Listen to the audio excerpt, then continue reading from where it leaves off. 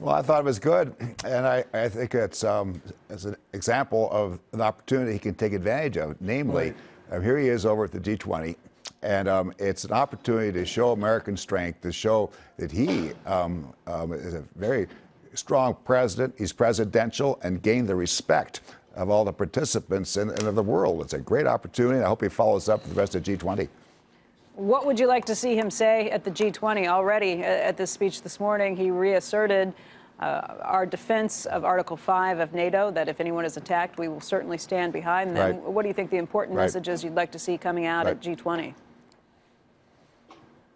Well, first of all, I think he should basically stay to script. That is, he is well prepared. I hope he's well prepared going into at least the bilateral with President Putin.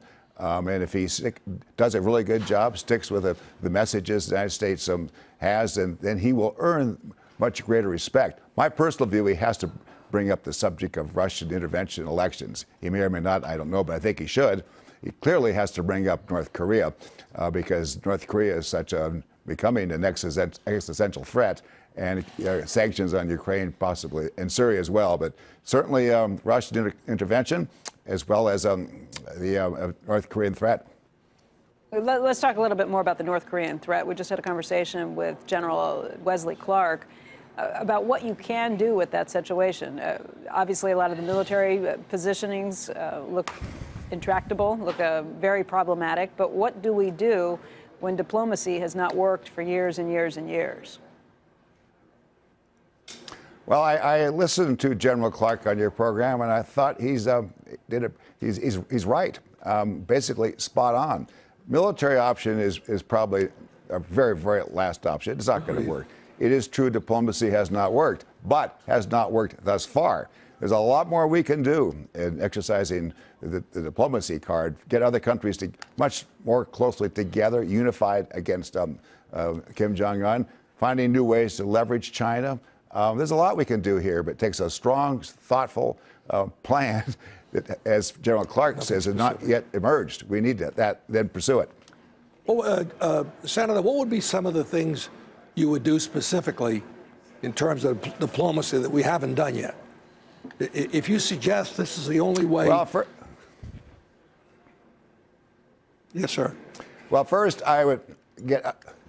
First I'd get other countries to much more together, make it very clear, as I think you and others have, that hey, this is a world problem. It's not just the United States, South Korea, and Japanese problem. It's a world problem, and make that very and put pressure on other countries as small as the Netherlands, because the Netherlands is in it just as much as all the other countries are, and we need to pressure them, leverage them, and exercise leadership.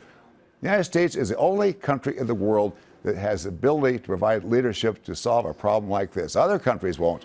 They're waiting for us. They're waiting for us to provide the leadership. And this is why presidents run for these jobs, to provide leadership of America for the rest of the world. And this is an opportunity. We've got to double down and provide it. Hey there, thanks for checking out CNBC on YouTube. Be sure to subscribe to stay up to date on all of the day's biggest stories. You can also click on any of the videos around me to watch the latest from CNBC. Thanks for watching.